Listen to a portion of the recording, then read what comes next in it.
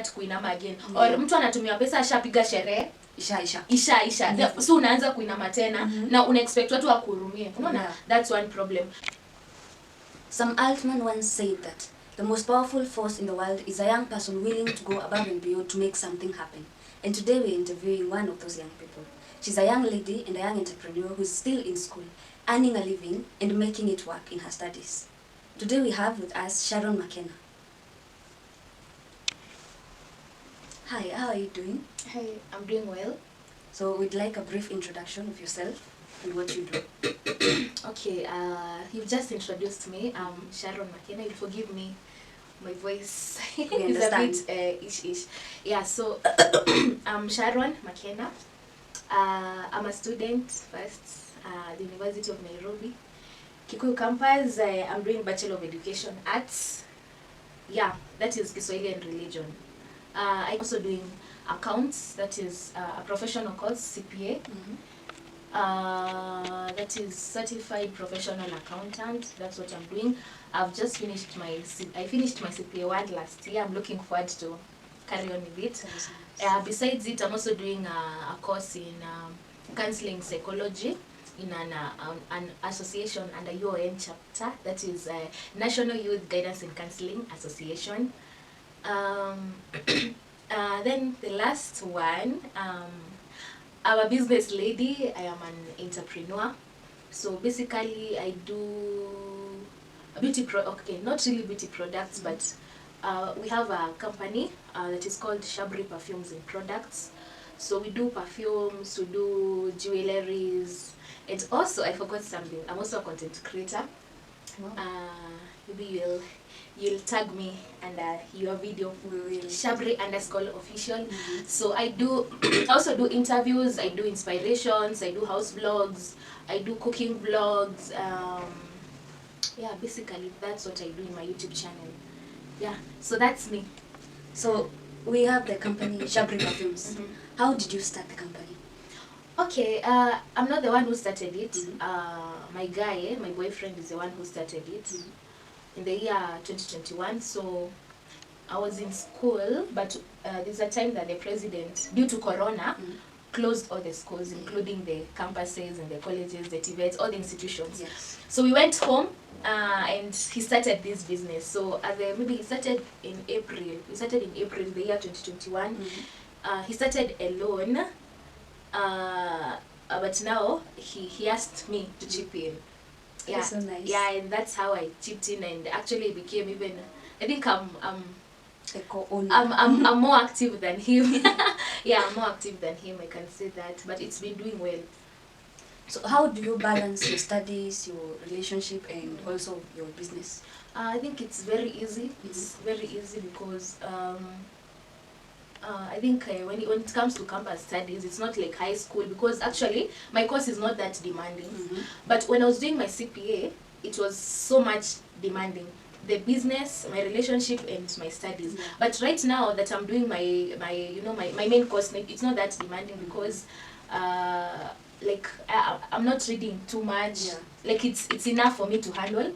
Then for my relationship, I'm doing a long distance relationship, though it's doing well. So with the communication, it's okay.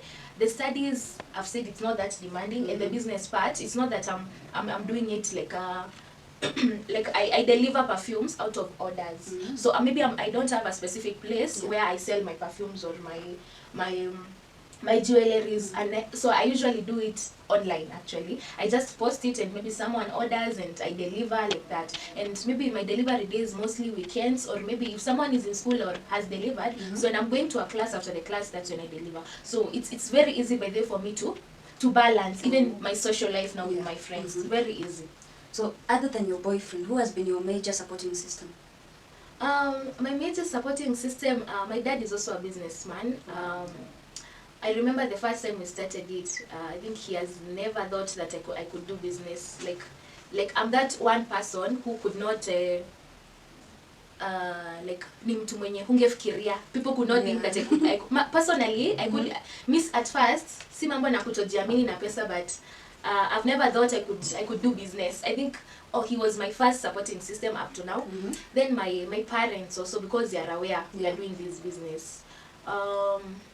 Another supporting system, yeah, my parents and maybe just one friend. There's one friend of mine who is always concerned, biashara inaendelea aje, biashara inaendelea aje, nini perfume gani sahii inasonga.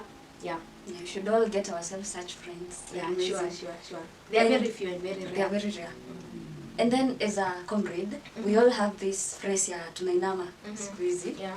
So many comrades are going without meals. They are missing a lot of stuff. They don't have the basics to even live by. Yeah, sure. So how do you advise those comrades to like look for something where they could get those basics from? Okay, so the kuinama thing, okay, not everyone is business oriented or has the mind of an entrepreneur. I'm not telling all the comrades to start businesses. But the problem I've found with some comrades that I know is that, they overspend. For example, if the parent is sending you an amount of money to be spent the whole of this month, for example, 4,000 or 5,000, some comrades tend to overspend. You find someone getting a 3,000 shoe, and after he or she gets the shoe, or maybe kujibamba, unapata msee amebuy hizi zinaitwa system hizi za ngoma, unapata msee amebuy vitu za 4,500 na anabaki na 500 kama maybe alikuwa ametumia 5,000. So the problem is that comrades overspend this money that they are getting from the parents, then they start kuinama again. Or mtu anatumia pesa ashapiga sherehe, isha.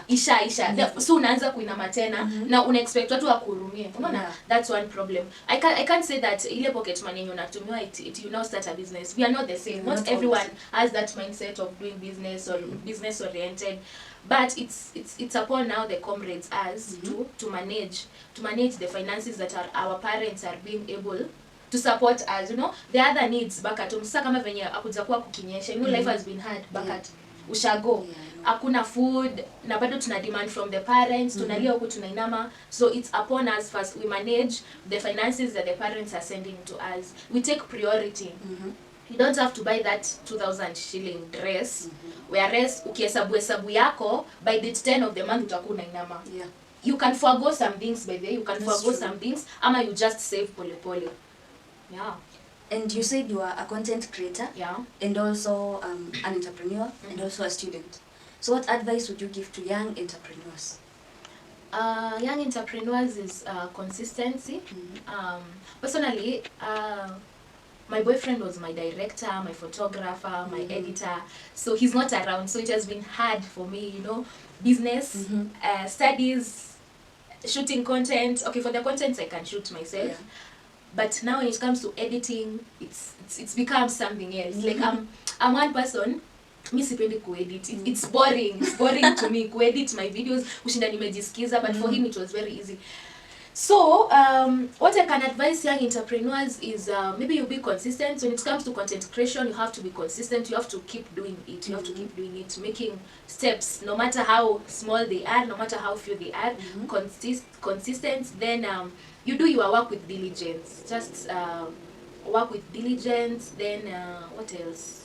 And above all, keep God first, So what are your hobbies other than what you generally do? What are your hobbies? Okay, I love traveling. I think traveling is the most. I also love okay, I don't know. I think counseling is in me. Like I love checking on people. Wow. Yeah. If I may ask, in 5 years, where do you see yourself in 5 years?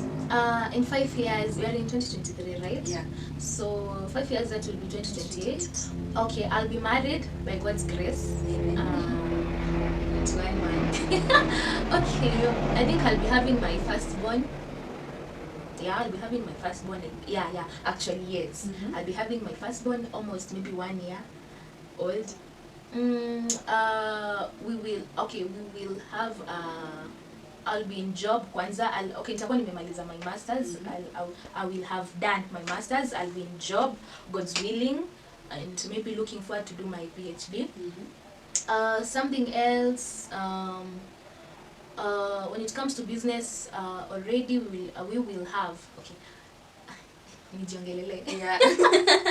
okay, tutakuwa na a beauty parlor somewhere, I don't know where. In the same year we will also have a land somewhere, I don't know how many, but we will have secured a plot somewhere, a land, yeah. Something else, we will have some apartments somewhere. I don't know where. Yeah, but I'm trusting in God for that, God tells us in Proverbs 16 verse 3 that we commit our plans to him, so that we'll be successful in carrying them out. Yeah, so those are my plans. I know God will help me. I love how you use we will. You know it will happen. Yes, we will. Yeah, sure. I'm very optimistic, by the way. That is very good. Yeah. So, and if you were to travel back in time and see yourself 5 years from now, 5 years back, what would you tell yourself? 2023 minus 5 years. 2018. 2018. Oh, 2018 was finishing my high school. What I would tell myself is don't be quick, don't rush into making decisions. That's what I would advise myself. I would also advise myself to start investing earlier because the pocket money that I was being given that time, if I really saved it, I think I would not be okay. Maybe I would. I'm not regretting, but I would have moved somewhere maybe better, or I would have done something better at the moment. Although I'm not in my worst. I'm not in a worse situation. What else? I would also advise myself. I think that one of not rushing into decisions, that would be the main. Yeah, because personally I've rushed in making some decisions that have not gone well for me, because we are a product of the choices or the decisions that we made earlier. Yeah, sure. So we'd like to hear like the last general advice from you, like, to other comrades, other entrepreneurs, any other young person willing to be like you, looking up to you. What advice would you give them? Okay, first I will start with the advice that I could advise myself 5 years ago. We only live once. You only live once. YOLO. So be careful with the decisions that you're making at the moment. Don't make decisions looking at the situation sahi. At least think about it. There are these decisions that will really affect us in the long term. Yeah. So when you're making decisions at the moment, consider your future. If I make this decision right now, what will happen to next week? Yeah. Now, for example, comrades Kuinama, you make a decision of buying a Jordan shoe, which is worth 4,200 or 4,500, and your parent has sent you 5,000, and it's the beginning of the month. Now consider next week, but one utaenda kula wapi? Yeah. So when you're making decisions, consider your tomorrow. Something else, it's the high time that we really align our plans with God, because God grants us the desires of our hearts, and God is so faithful, by the way. So if we really align our plans to God, I think there's nothing that is impossible to him, and whatever that is impossible to him, it does not exist, and it has never existed. Whatever that is impossible to him. So something else, we also need to be patient with ourselves. The small steps that we are making, we should not let other people's opinions about us stop us from doing what we are doing. Then let us not rely on the people that are there. There are people who are there just as friends, but when they see you moving on, they just change. There are friends who are just there kukuonyesha they are there, but they are not really there. Maybe there's someone watching and saying, aka nako kamesonga, tunakapea tu wiki mbili, tunakapea tu 2 months na hakuna mali atakuwa. Unaona? Don't rely so much on friends. Again, that's where decisions come. Yeah. Choose the people you want to work with. You don't have, like, for example, myself, I'll use my example. I get attached easily to people. Like, I can, I love making new friends. So I really limit myself on the extent you rafiki inaenda, because I easily get attached, and I easily depend on people, which has messed me before. Yeah. So at this point, the youths just don't rely on friends. You can listen to the ideas, but don't really get attached. Yeah, it will really mess up, because people have different personalities, people have different ideologies on what you are doing or what they are purposing to do. Yeah, so just I think we should also ask God for wisdom, to know the kind of friends that we really need to work with. If you really want to do this, if you really just pray to God to connect you with someone who has the same mindset as you. You can't work with you want to be a doctor, someone else want to be a police. You can't. Yeah, you don't have the same dreams. Yes, your dreams are so different, very different. So sometimes we also need to pray to God to give us those destiny connectors that will help us walk in our aspired destinies. Yeah. So briefly, but you can find me in YouTube. This is my handle, Shabri_official. kindly go there, subscribe first.